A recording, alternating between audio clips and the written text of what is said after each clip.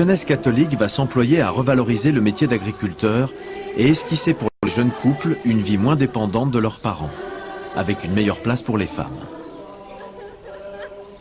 Cette génération prend le contrôle de toutes les organisations agricoles et adhère à la frénésie de reconstruction du pays. Ce sera le fameux plan Monnet. Monsieur Jean Monnet a présenté le plan de 4 ans, œuvre collective de plus de 1000 personnes, fonctionnaires, agriculteurs, industriels et syndicalistes ouvriers. La France est maintenant à la croisée des chemins. Si elle s'engage délibérément dans la voie de la modernisation, elle peut augmenter très rapidement sa capacité de production et sa productivité. Productivité, le gros mot est lâché. Et son corollaire, planification. Désormais, la rationalité économique devra l'emporter sur la logique paysanne, quel qu'en soit le prix. Le plan promeut de grands travaux. Canaux du Rhône, rizières en Camargue, canal du Languedoc destiné à étendre les terres cultivables. C'est le visage même du pays qui va se trouver transformé. Au nom de cette modernisation, des terroirs sont saccagés, parfois même effacés, souvent au détriment de ceux qui vivaient dessus. Là, c'est la paysannerie de montagne qui va trinquer. Et comment ? Dans quelques semaines, ce village sera mort, englouti à jamais sous 160 mètres d'eau. Quoi qu'on pense des futurs bienfaits du barrage de Tignes, dont l'intérêt national n'est pas contestable, on ne peut s'empêcher d'avoir le cœur serré par ces images d'exode. Ces hommes et ces femmes ne pèsent pas le pour et le contre. Ils ne raisonnent pas. Ils ressentent simplement au plus profond d'eux-mêmes l'obligation de quitter ce village que les parents de leurs parents avaient contribué à faire ce qu'il est. Le progrès, lui, n'a pas de souvenir et en fin de compte, il gagne à tous les coups.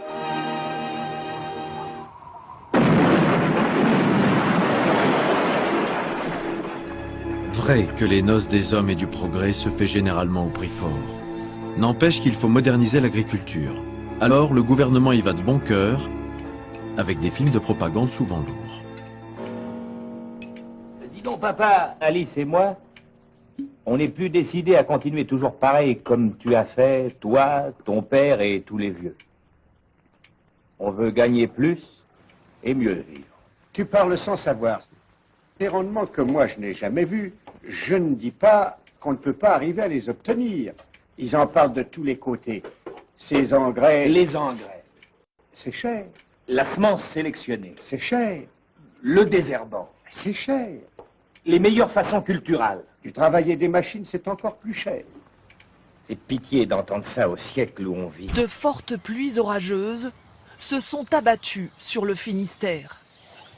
Résultat, la terre de ce champ a dévalé la pente, traversant même la route. C'est l'érosion, la disparition de terres fertiles. Toute cette terre-là va partir dans les ruisseaux. C'est tout le capital de l'agriculteur qui s'en va. Pour Erwan Karadec, le responsable, c'est une pratique ancestrale. C'est le labour, c'est le travail du sol qui est responsable de ce genre de choses. C'est ça qui dégrade le plus les sols en France ? Tout à fait. Ouais. Quand on aura compris qu'il faut arrêter de labourer les sols, on aura fait un grand pas. Nous avons donc comparé 2 parcelles cultivées. À droite, ce champ labouré chaque année. La terre est boueuse, l'eau ne s'infiltre pas. Les cultures pousseront difficilement. À gauche, un champ voisin non labouré depuis 15 ans. La terre est grumeleuse, souple et fertile. Un exemple de plus en plus rare. Car près de la moitié des sols de la planète est en mauvais état. La faute à l'érosion, au réchauffement climatique, à la pollution, mais aussi à certaines pratiques agricoles. Tout se joue dans cette fine couche de terre. Pour pousser, une plante a besoin de minéraux, issus des roches, mais aussi de matières organiques. Ce sont des résidus de végétaux, de racines en décomposition. Les vers de terre les consomment et les transforment en nourriture indispensable pour cultiver. Cette modernisation à marche forcée introduit une révolution dans l'économie et la mentalité paysanne, le crédit. Depuis toujours, ni on ne cède la terre, ni on ne l'endette. S'endetter, c'est confesser sa misère et se rendre dépendant des banquiers. Ces banquiers qui s'efforcent de vaincre l'ancestrale méfiance paysanne. Le lundi suivant, je suis allé de bonne heure au crédit. J'étais le premier client et pendant que les employés faisaient leurs préparatifs, j'en ai profité pour jeter un coup d'œil sur l'organisation. Ce que m'avait raconté le Parisien sur le crédit agricole était faux. Non, personne ne pouvait aller fourrer son nez dans le travail des employés. Les fiches de compte étaient gardées sous clé, à l'abri de toute indiscrétion. Donc pas de danger que personne sache combien on avait à son compte. Le Crédit Agricole Mutuel, c'était vraiment la grande famille des agriculteurs. Il nous apportait des avantages que nous ne pouvions trouver nulle part ailleurs. Il permettait aux agriculteurs d'obtenir des prêts qu'ils pouvaient rembourser sans inquiétude, car leur durée était spécialement étudiée pour nos petites fermes. Le malentendu s'installe. On fait croire aux paysans que les machines travaillent pour lui, alors que c'est lui désormais qui peine pour payer le matériel. Certes, il sera aidé. Le bruit s'en répand dans les fermes. Aide-toi, l'État t'aidera. Il n'a pas conscience qu'en contrepartie, l'État et le Crédit Agricole vont faire intrusion dans sa comptabilité et s'immiscer dans la marche de son exploitation.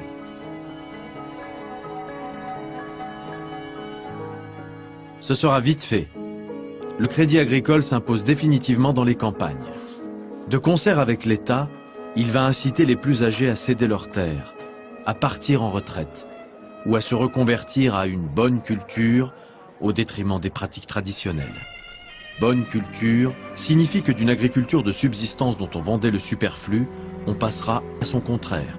À ces anciens, on entreprend de substituer une nouvelle génération fortement incitée à adopter les conseils de l'INRA, l'Institut national de recherches agronomiques, nouvellement créé. Des vers de terre qui font l'objet de toutes les attentions des chercheurs.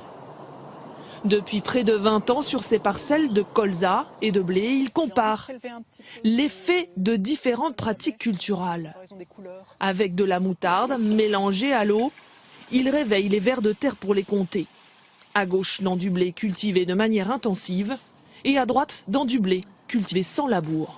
Hop, et là, on va le sortir, lui. Quand on a beaucoup de ces animaux, c'est un indicateur de la santé du sol et de l'activité biologique du sol. C'est lui qui va faire les gros trous qui vont permettre à l'eau de s'infiltrer, qu'il n'y ait pas d'érosion des sols, et il va avoir un effet très important sur la libération de nutriments pour les plantes.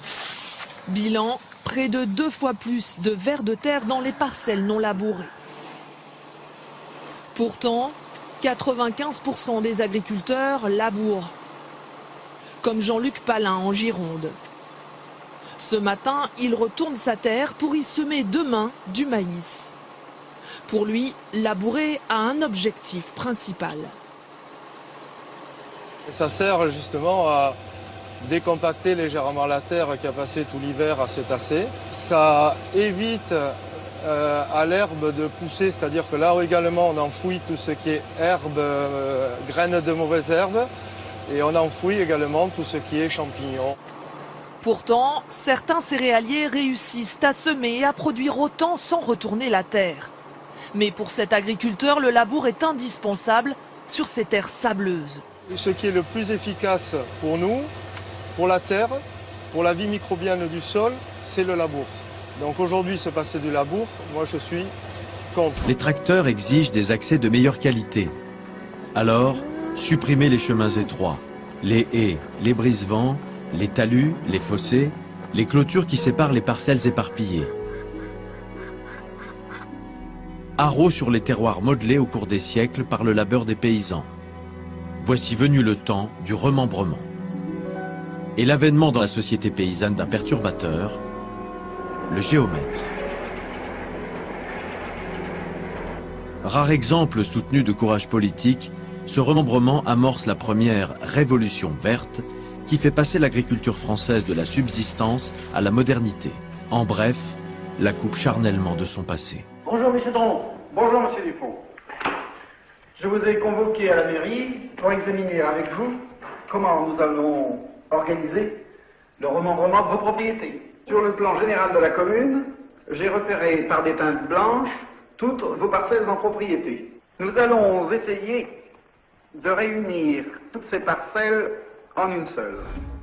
Ce remembrement qui déclenche fièvre, rancœur et tension dans les campagnes est porté par un cultivateur et syndicaliste breton, François Tanguy-Prigent, un socialiste, toujours ministre de l'Agriculture depuis que De Gaulle l'avait nommé à la Libération. N'écoutez pas les sceptiques, les saboteurs, les agitateurs. Ne vous arrêtez pas aux premiers réflexes de contrariété, aux questions de détail, aux imperfections et aux quelques anomalies du début. Il ne s'agit pas d'un marchandage, mais d'une grande expérience dont dépend la tranquillité et la vie même du pays. La tâche est gigantesque. On recense 150 millions de parcelles enchevêtrées pour 3 millions d'exploitations. Assurément, on récupère des terres agricoles, mais au prix de conséquences écologiques qui ne seront vraiment établies que bien plus tard. Sur le moment, qui se soucie de l'érosion des parcelles? Qui anticipe les dégâts causés par l'aplanissement des talus, l'arrachage des haies, les destructions du bocage et des réseaux de fossés?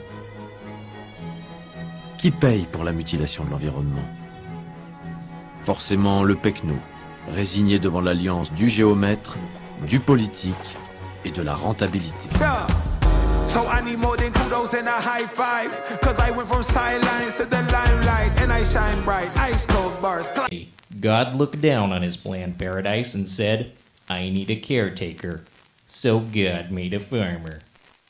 And back when America was founded, 90% of the population were farmers. But now, it's less than 1%. So God made a factory farm. And then God wanted to maximize yield. So God made pesticides and herbicides and genetically modified seeds that are resistant to those chemicals. And God let Monsanto patent those seeds. Le caractère cancérigène du Roundup, le désherbant contenant du glyphosate, une fois de plus reconnu par la justice fédérale américaine.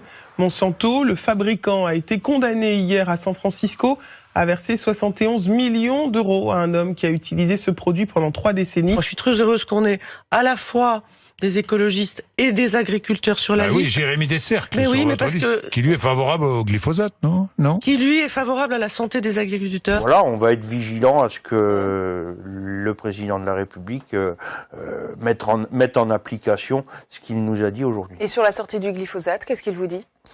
Écoutez, on a choisi de pas traiter volontairement ce sujet-là avec lui, parce que il a déjà dit ce qu'il en pensait. On n'a pas passé du temps là-dessus. Bilan des opérations. La France va continuer à produire pendant 6 ans des pesticides tellement dangereux pour l'être humain, tellement nocifs pour nos sols que l'Union européenne les a interdits sur son territoire. La même Union européenne qui tergiverse toujours sur le glyphosate, pourtant reconnu pour la 2e fois comme cancérigène par la justice américaine. C'est dire le niveau de dangerosité des produits en question. Mais ce qui est dangereux pour les Européens ne l'est visiblement pas pour le reste de l'humanité. Et la France va pouvoir continuer à empoisonner pendant 6 ans les agriculteurs des autres continents. Alors que le président est revenu sur sa promesse de sortie du glyphosate en 3 ans, le ministre de l'Agriculture confirmait pourtant dans le même temps la dangerosité du produit. Vous me prenez vraiment pour un con ? Oui. Je ne comprends pas pourquoi le gouvernement et les parlementaires avaient voté cette interdiction et là reviennent en arrière. C'est un vrai retour, c'est vraiment céder au chantage du lobby des pesticides. On en a déjà parlé, je veux dire, les mecs de droite ou les mecs de gauche, je veux dire, on est d'accord, c'est tous des pourris. Des fabricants de pesticides qui évoquent la menace sur l'emploi qu'entraînerait toute interdiction de produire en France. Il faut changer plein d'habitudes qu'on a si on veut lutter contre le réchauffement climatique. Est-ce que vous pensez qu'on est en train de gagner cette bataille ou est-ce qu'on est... Qu'est-ce qu'il faudrait faire au-delà de ce que j'ai dit? Vas-y. Il faudrait arrêter. Mécanisation, crédit, remembrement. Les conséquences de la marche en rang serré du plan Monet, 7 ans déjà qu'il est lancé, sont patentes. Priorité aux nouvelles techniques de sélection des espèces, à l'emploi systématique des engrais chimiques, pesticides, fongicides, dont on ne saura que plus tard qu'ils introduisent la mort dans les prés. En retour, les rendements se révèlent impressionnants. Par exemple, le lait abonde. Alors le gouvernement décide d'inciter à une bizarrerie hygiéniste importée des États-Unis, boire du lait à toute heure de la journée, jusque dans les écoles et les casernes. Cette France, entrée dans le marché commun depuis 1957, s'urbanise à outrance et s'industrialise à marche forcée. Conséquence, chaque année, les instituteurs des campagnes mettent les clés sous les portes de plusieurs centaines d'écoles et les cloches cessent de carillonner faute de curé. Tandis que commencent à se rouvrir les volets des fermettes et des granges, transformées en résidences secondaires, le monde paysan se referme un peu plus sur lui-même. Beurrerie industrielle, abattoir de poulets, silos géants, l'abondance fait oublier aux Français que 10 ans auparavant, ils se serraient la ceinture. La ville et les champs communient dans les 30 Glorieuses. Dans l'univers automatisé de la civilisation de consommation, les lointains descendants de la poule au pot du bon roi Henri sont désormais à la portée de tous, à chaque repas et en tout lieu. Les volailles sont aujourd'hui l'objet d'une industrie scientifiquement organisée. De la cour de ferme d'antan au moderne laboratoire, la production avicole s'est entièrement modifiée.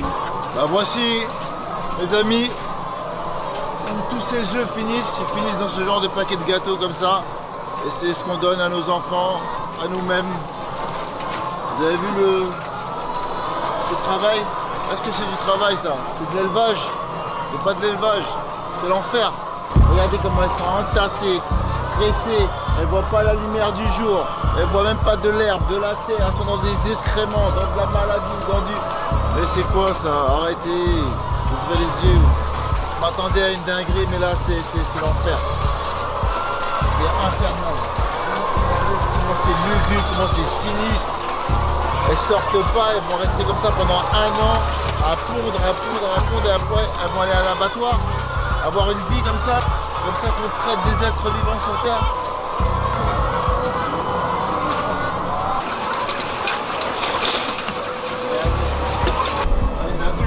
Une. 2, 3. Ouais. Combien de kilomètres? Oh là là là. 5. Oh. 6.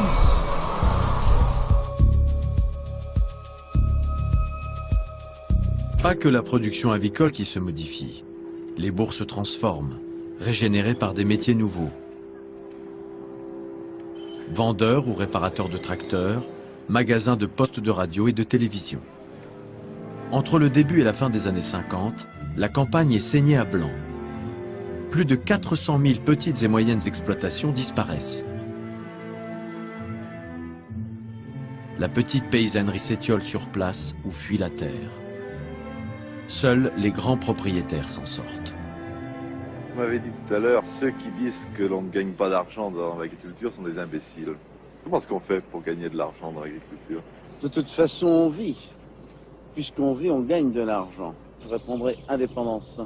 Nous sommes en général dans l'agriculture, dans cette forme d'agriculture, des gens ayant du caractère, aussi bien l'exploitant que ses ouvriers, et qui s'adaptent fort mal aux conditions de travail en ville. Au fond, en vous voyant vivre, j'ai le sentiment que vous êtes heureux. Est-ce que vous êtes vraiment heureux? Bien sûr, parce qu'au fond, le métier d'agriculteur, quoi qu'on en dise, est quand même un métier agréable. Les contacts que j'ai pu avoir avec d'autres professions font que je ne les envie en rien. En janvier 1962, à l'issue de 140 heures de négociations, premier marathon agricole, le Conseil des ministres de la Communauté européenne décide la mise en place d'une politique agricole commune, la PAC, un ensemble de mesures de garantie des prix et de subventions. Désormais, la production des paysans français sera conditionnée par des décisions prises à Bruxelles.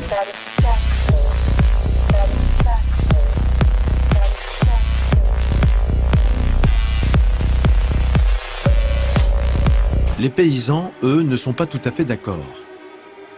Impatience, désespoir, violence. Les années 60 sont celles de l'entrée en convulsion du monde paysan. Des foyers de contestation s'allument, là en Bretagne, là dans le Midi. Ils gagnent le Massif central, le Poitou-Charentes. Ils sont nombreux à s'affranchir des syndicats pour créer des comités autonomes, tels celui de Guéret. occupation, barrages inaugurent des méthodes nouvelles de contestation. Cette année encore, chez nos voisins français, le salon de l'agriculture mettra enfin à l'honneur une espèce en voie de disparition. Les visiteurs auront en effet la chance de découvrir l'un des derniers petits éleveurs encore en vie et pourront même le nourrir aux antidépresseurs afin qu'il ne se suicide pas d'ici la fin du salon. Peut-être ne voulait-on pas le savoir, mais le productivisme montre ses limites. Nous sommes en 1976. Un agriculteur nourrit 26 personnes, quand en 1947, il en nourrissait 5.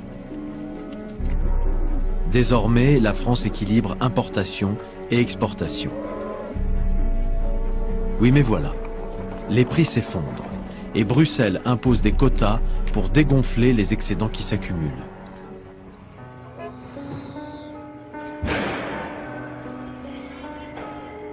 Le monde paysan continue à perdre ce qui lui restait de repères.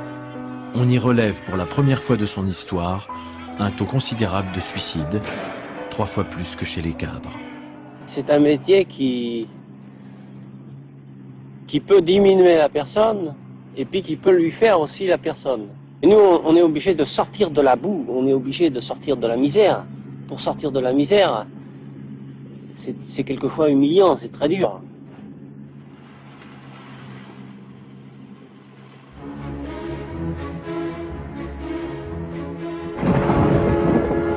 C'est précisément à ce moment que la terre s'ouvre sous les pieds des paysans. Bruxelles propose rien moins, pour répondre au problème des surplus, que cesser de cultiver 5 millions d'hectares de terres fertiles. Cesser de cultiver. C'est la remise en cause de 1000 ans de conditions paysannes, établies sur la conquête de nouvelles terres, le défrichage, l'essartage, l'assèchement des marais. Voici le triomphe précaire de l'agriculture industrielle, désormais à la merci des circuits de distribution. Le monde paysan d'autrefois, empreint de sueur et de spiritualité, ne sera bientôt plus.